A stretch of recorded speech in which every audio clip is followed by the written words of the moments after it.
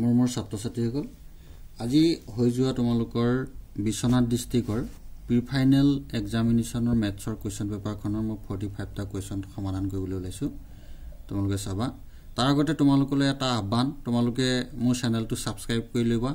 আৰু যাতে মোক উৎসাহ উদ্দীপনা আগবঢ়াব পাৰা তেতিয়া মই আগলৈ ভিডিও সমূহ দিবলৈ মোৰ সুবিধা হ'ব গতিকে চাবা তোমালোকে 1 নম্বৰ কোৱেশ্চনটো আহিছিলে তলৰ তালিকাখনত খালি ঠাইত y মান হ'ব ইয়াত চোৱা তোমাৰ 1 2 3 44 88 এন ধৰণে বাঢ়ি গৈ আছে গতিকে এটো প্ৰত্যক্ষ অনুপাত হ'ব গতিকে হলে আমি এই 132 অৰ্থাৎ বি অপচনটো দিলে কাৰেক্ট হ'ব যেহেতু 1/44 পাব লাগিব 3 132 কাটিলে তোমালোকে 44 পাবা 1/44 অৰ্থাৎ অনুপাতটো একা থাকিব লাগিব 2 নম্বৰ আছিল তলৰ কোনটো সংখ্যা এটা যুগ্ম সংখ্যাৰ বৰ্গ গতিকে 256 যেহেতু এককৰ ঘৰত যুগ্ম সংখ্যা আছে এফালে চাবা তোমালোকে 3 নম্বৰ আছিল আটাইতকৈ সৰু দুই অংকযুক্ত যৌগিক সংখ্যা আটাইতকৈ সৰু যৌগিক সংখ্যাৰ লসাগু হল এটো 20 হ'ব option B to correct number 4 আছিল এগিটা তোমালোকৰ ঘনমূল উলিয়াবলৈ দিছিলে গতিকে প্ৰথমটো ঘনমূল হ'ব 0.1 ইয়াৰ 0.2 হ'ব ইয়াৰ 0.3 হ'ব গতিকে আমি যদি প্লাস কৰি দিও তেতিয়া হলে আমি পাম 0.6 অপচন বি টু কাৰেক্ট আৰু কোৱেশ্চন নম্বৰ 5 টোত আছে চোৱা তিনিটা বাল্ব ক্ৰমে ৰঙা সেউজীয়া আৰু হালধীয়া 80 সেকেন্ড 90 সেকেন্ড আৰু 110 সেকেন্ডৰ অন্তৰালত ফ্লেশ দিয়ে তিনিটা বাল্বে একেলগে ৰাতিপুৱা 8 বজাত ফ্লেশ মাৰে তিনিটা বাল্বে আকৌ কিমান সময়ত একেলগে ফ্লেশ কৰিব গতিকে এটোৰ কাৰণে তোমালোকে 80 90 আৰু 110 ৰ এলসিএম লব লাগিব লৈ পেলে যেহেতু সেকেন্ডত আছে গতিকে আমি 60 যদি তাক ডিভাইড কৰি দিও তেতিয়া হলে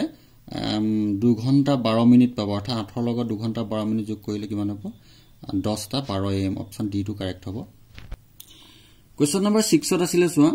a equal bq plus r সমীকৰণত a b q r অখণ্ড সংখ্যা 0 less than equal r less than b অৰ্থাৎ a 3 গুণিতক আৰু তলৰ কোনটো a ৰ গঠন বুজাব এই ক্ষেত্ৰত অপচন a টো শুদ্ধ যেহেতু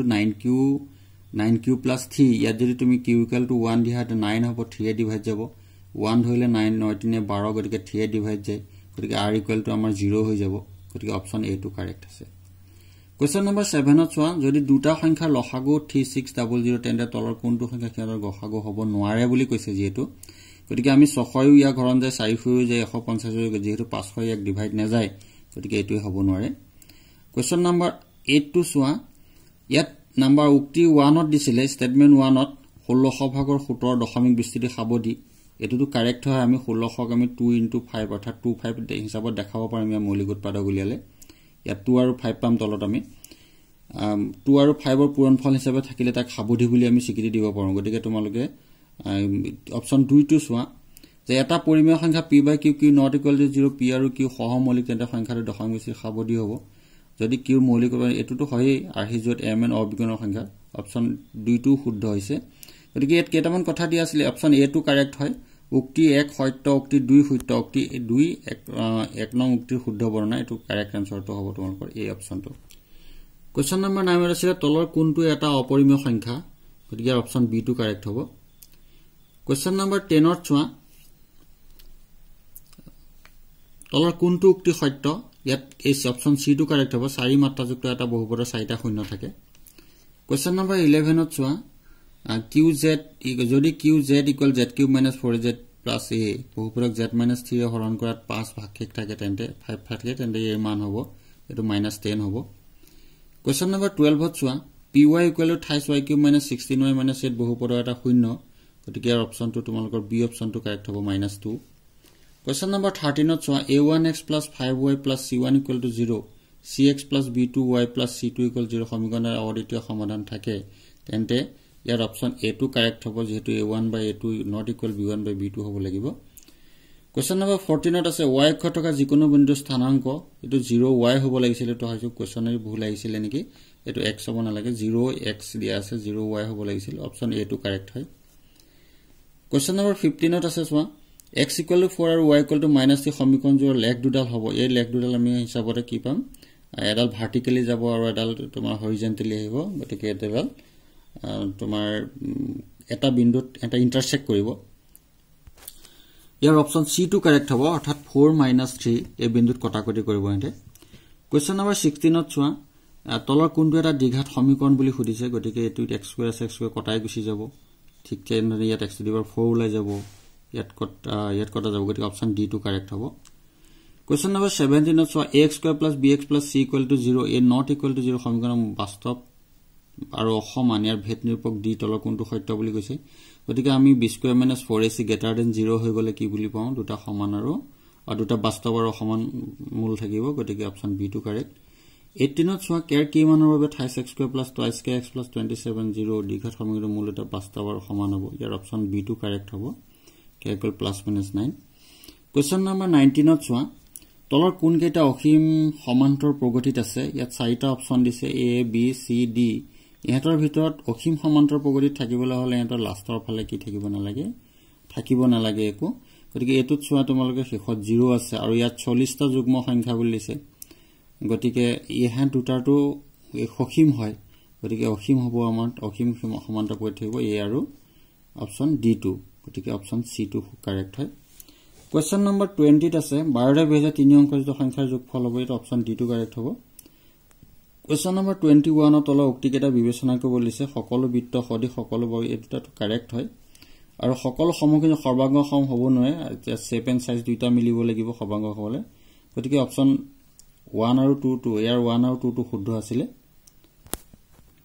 অপশন c2 শুদ্ধ কাৰণে কোৱেশ্চন নম্বৰ 22 ত চোৱা এয়াৰৰ দৈৰ্ঘ্য হ'ব ইয়াত দেখাইছিলে এটা পিকচাৰ দেখাইছে আমি থেলছৰ প্ৰপাৰ্টি ইউজ কৰি পেলাই কৰিব পাৰো এই আনসাৰটো হ'ব option b2 1.7 cm question number 23 আছে তিনিটা বিন্দু এটা উলম্ব ৰেখাৰ ওপৰত আছে তলৰ কোনটো সেই বিন্দু কেইটা হ'ব পাৰে উলম্ব ৰেখাত থাকিবলৈ হলে কি হ'ব একটা x টো আমি ধৰি ললো একেটা থাকিলে কি হ'ব ই y দিশত একে গৈ থাকিব গতিকে অপশন c2 কাৰেক্ট হ'ব কোৱেশ্চন নম্বৰ 24 আছে মূল বিন্দুৰ পৰা -6 8 বিন্দু দূৰত্বটো √x² + y² ফৰ্মুলাত কৰিলে পাবা এটো অপশন d2 কাৰেক্ট হয় 10 25 আছে sec square theta - 1 cos square theta - 1 is equal to গতিকে আমি ইয়াত tan square theta into cos square theta পালে sin square বা cos square এনেকৈ মিলাই কাটাকাটি কৰিলে তুমি অপশন b2 কাৰেক্ট হ'ব 1 হ'ব 26 ত আছে যদি tan 36 - 15 √3 equal √3 তেন্তে x ৰ মান হ'ব তাৰমানে √3 টো তুমি এফালে tan লেখা tan 60 ডিগ্ৰী সমান √3 হ'ব তেনে কটা যাব যদি প্লাস মাইনাস কৰি দিম 25 পাম অৰ্থাৎ option c2 correct question number 27 ৰ বৃত্ত এটা আটাইতকৈ দীঘল জ্যাদলক কোৱা হয় তো প্ৰত্যেকে জানো আমি তো ব্যাস কয় ডায়ামিটাৰ অপশন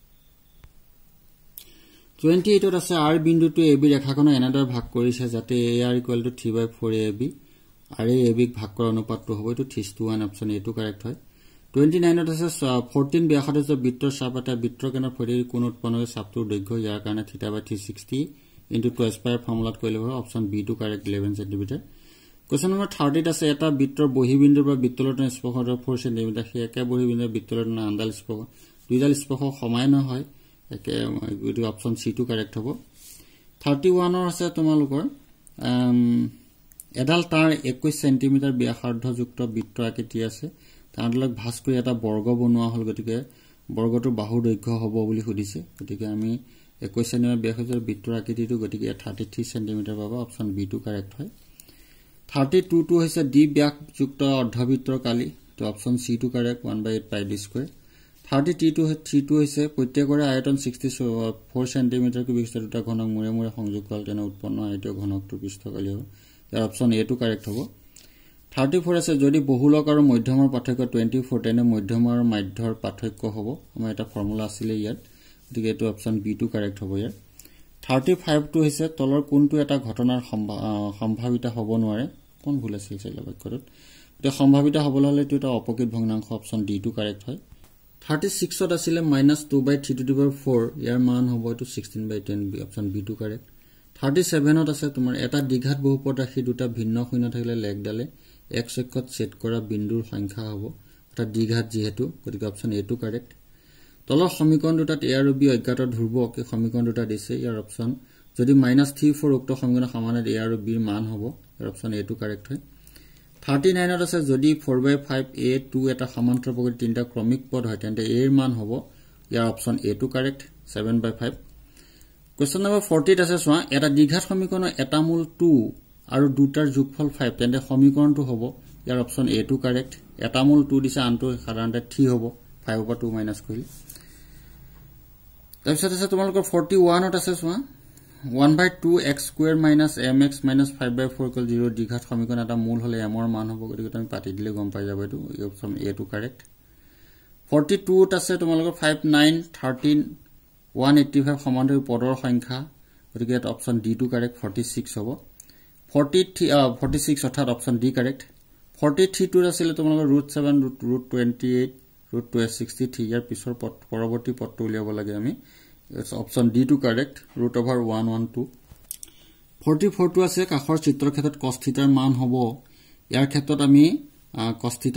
= আছিল তোমালোকৰ b/s কাৰণে এটো আৰু মান দুটা উলিয়াই ল'ব লাগিব পাইথাগোৰাছ ল ইউজ কৰি পেলাই এই অপচন এ টো কাৰেক্ট হাফ আৰু 45 ত আছে তলৰ কোণটো পায় সমতুল্য হ'ব পায় সমতুল্য হ'লে সাৰকামফাৰেন্স বাই ডায়ামিটাৰ ইয়াত ইংৰাজী অপচন দুইটাতে একেই দি দিলে কিন্তু অপচন সি টোৱে শুদ্ধ অসমীয়াত পৰিধি বাই ব্যাস হ'ব আৰু তোমালোকৰ এমসিকিউ ইমানেই আছিল আৰু সকলোকে ধন্যবাদ জনাই আজিৰ ভিডিওটো মই সামৰণি কৰিছো আৰু তোমালোকলৈ আহ্বান যাতে মোৰ চেনেলটো সাবস্ক্ৰাইব কৰি লোৱা ধন্যবাদ